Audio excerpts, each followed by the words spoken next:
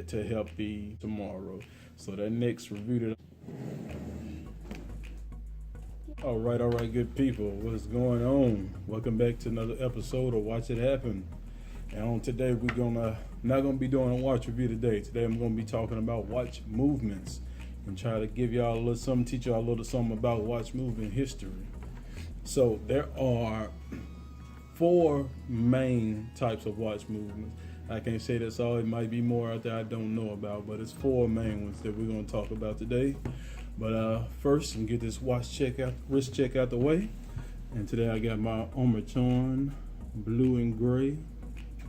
Got the gray stainless steel with the blue bezel on it with the gray dial. It's a day date, not the chronometer, which I think the day date is a little bit more useful than the chronometer, but chronometer has its purpose as well. The chronograph. Why am I saying chronometer? Y'all know what I was talking about. All right, so and this is, we're gonna talk about that later. We're gonna start from the beginning. So the very first watch movement was 3 seconds to guess it. 3, 2, 1. It was a mechanical watch movement, and so what that was is just a set of basically a bunch of gears and springs that tell time. So you have what's called your escapement, which is basically, it's like a pendulum on the clock. If you ever seen a grandfather clock with a pendulum, it's like a wheel that spins, and as it spins, it's a little anchor that stops it each time.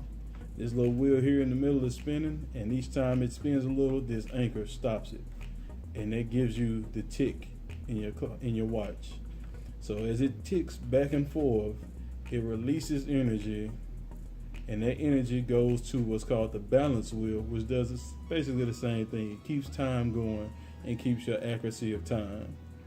And then as that balance wheel rotates back and forth, there's a spring that stores up all the tension. So if you ever have an automatic or a mechanical watch and you're winding it up, that spring that you wind up, that's what releases the energy to keep your watch ticking. All these things work together to keep your watch ticking. So as that balance wheel rotates back and forth, it releases the energy from the spring, which keeps the watch ticking and helps keep up with accuracy of time. And that is basically the whole escapement system of how your watch gets energy and how your watch keeps the accurate tell of time. All those things work together. So if one thing fails, your whole thing is going to fail. All right, and so the next thing was a tourbillon. If I'm saying that wrong, y'all excuse me. You can correct me in the comments below, but I believe it's called a tourbillon. And what that is if you pay attention to the path that watchmaking takes, it's all about defeating gravity and defeating magnetism. So that's why a lot of people use stainless steel, because it's not really magnetic. Because if you have magnetic pieces, if you come in close contact with something that's magnetic, whether it's a real magnet, a magnetic rock, just a magnetic field across some area that you're walking in, it could throw the time of your watch off. And watch people are really about keeping accurate time. It's crazy to me sometimes, because I pull on my battery powered watches, I pull the stem out each time I take it off anyway. And then on my automatics, they store, most of them store between 36 and 52 hours. And so I don't always wear my automatics every 3 days. Sometimes it sits in my closet for a week or 2 before I pick them up again. But that's the whole theory is about keeping time accurately. Like they have the chronometer standards that say you can only be within like 6 seconds difference per day, and things like that people like to pay attention to on their watches. And so with the tourbillon, what that does is it takes the balance wheel, it takes not the whole escapement system, but the spring, the balance wheel, it takes it and it puts it in a rotating case. And then it rotates it probably like once every minute. And this helps to keep up with the accuracy. Excuse that fly, it's ruining my video.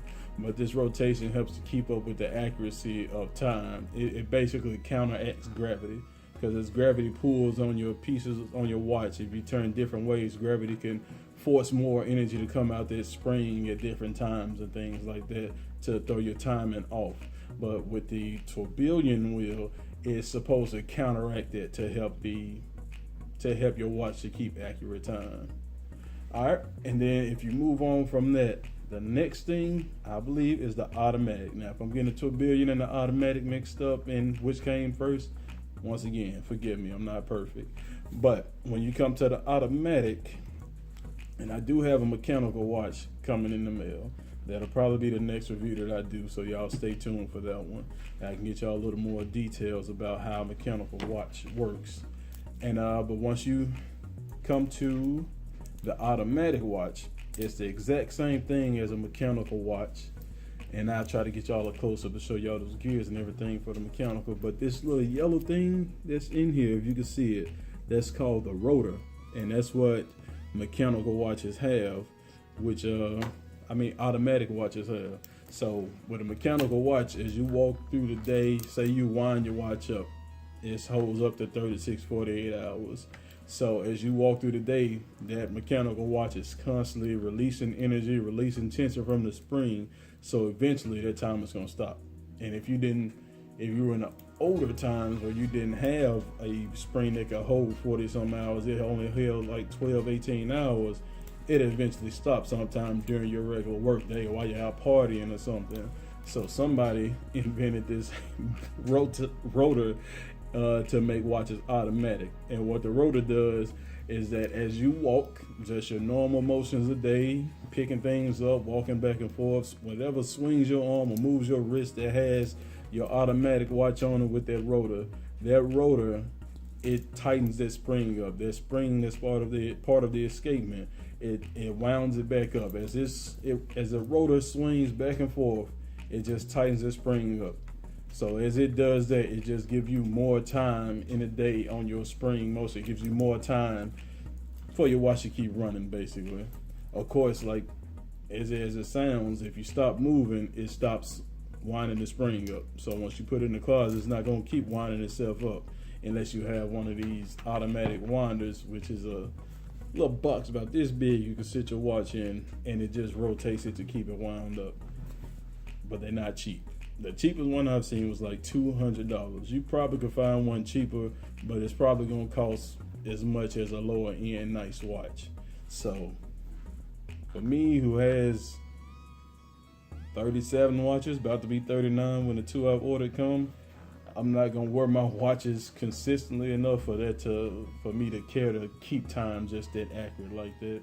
And I'd rather spend that money on another watch than to spend it on something to help me keep time on a watch that I already have when I could just do it every morning. It's just 5 seconds, 20 seconds out of my day to set a watch, and I'm good to go. So I'm all right on that one. All right, so here we go. What we're talking about with the rotor. See the yellow spinning around? The yellow piece of metal? That's the rotor. And as it spins, it charges up the spring that slowly releases the energy and keeps your time going accurately. And if we can look up in here, let's see if it'll focus for us. Noise. Can I get a focus?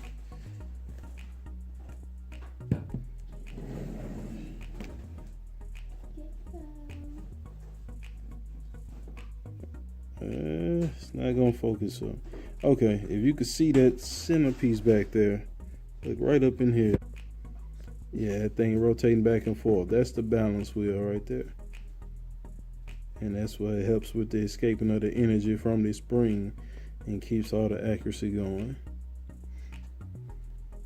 And the automatic and the mechanical. So the next thing we're gonna talk about is the last one. Y'all could probably guess it. I'm gonna give you 3 more seconds. 3, 2, 1. It's the quartz movement watch. Now the quartz movement, that is a relatively new thing. So, and this was a shocker to me because that's all I knew was quartz movement. I knew watching what quartz is. It's battery power. So a battery power watch. So when I started collecting watches, that's all I knew. This actually Armatron is the brand that I started collecting with. Because I was still a young guy, had kids, so I wasn't going out splurging money. But Armatron is the one that got me, that I actually started buying watches that were actually worth something with Armatron. And I don't even have an automatic of theirs. I don't even know if they have an automatic. I think all the watches might be quartz, but it is American-made watch. But quartz was actually invented by a big company called, starts with an S. You might know it. You heard of it. 3, 2, 1, Seiko. And it was invented in the 20th century. So like in the late 1900s, like 1970 something or something like that, it was invented. So before then, everything was automatic, mechanical, tourbillon built, and tourbillons are not cheap, by the way. Look them up. Those things, I hadn't seen one for less than like $1,000. You probably would find one used for like $700, but they up there. But in about the 70s, I believe, Seiko invented the quartz movement, in which they called it the big watch disaster, or I can't remember the exact name they called it, but it was bad for watch companies because all these companies had invested in making these automatic watches and these mechanical watches, and Seiko came up with this quartz, and it just took off. And people hopped on that quartz bandwagon, and it killed a lot of watch companies and put a lot of other ones into trouble. But if you check like all your lower end watches, that if you buy a watch that costs less than $60, it's probably gonna have a quartz movement if it's brand new and not used. It's probably gonna have a quartz battery power movement. So yeah, here goes your quartz watch. This is an old cheap thing that I had that broke a long time ago. I still had it in my closet, but you can see on the inside, just got the battery power and all the movement, no rotor and all the mechanical automatic pieces, just a battery electricity powering this thing. That's how the quartz watches work. And that's what caused a big crisis. This little metal thing that's energetically charged with some type of positive or negative energy. That's what started it all. So the quartz crisis. That's what it was called, the quartz crisis, because everybody was having a crisis moment. Companies going out of business, companies being in trouble, and it's all thanks to your most profane watchmaker, Seiko. Not the most profane, but they got a big following, and it's for good reason. They make great watches, and they do a lot of firsts. A lot of these innovations to the watch game, to how watches function, to digital, to different things like this. Seiko did a lot of firsts. Check the horology, check the history on Seiko. They've done a lot of firsts, so I gotta give them the credit for that. And so yeah, that's it. You got your 4 watch movements. You got your mechanical, your tourbillon, your automatic, and you got your quartz. And like I said, quartz is now everybody using quartz. At every level you could find a quartz watch, whereas 80 years ago it didn't even exist, but it took off like out of nowhere. It hurt a lot of people, but it didn't hurt Seiko. It helped Seiko. But and my camera got cut off, so I'm trying to make sure I didn't forget anything else I said. I do have me a mechanical watch in the mail. It's on the way. It's probably gonna be here tomorrow. So that next review that I put up on next Tuesday into Wednesday, it'll be that mechanical watch, and you will see what I'm talking about with mechanical. But this is a simplified one. It's beautiful. You're gonna have to see it to know it and love it. So yeah, and so there you go. That's your review, or your watch talk on your 4 watch move, the main watch movement. Like I said, there's probably still some out there that I didn't mention that I don't know about, but those are the 4 main ones. You got your mechanical, your tourbillon, your automatic, and you have your quartz. So yeah, this has been Watch It Happen. I hope you enjoyed yourself. Hope you learned something. And so just hit that like button down there and go ahead and hit that subscribe button while you at it. Every Tuesday into Wednesday, I'll be uploading a video for you all to watch. It'll be watch reviews, talks. They mainly watch reviews. Every now and then throw in a watch talk video just to give out some education or for you all to learn something that you want to learn. So yeah, I see y'all next time. This has been Watch It Happen.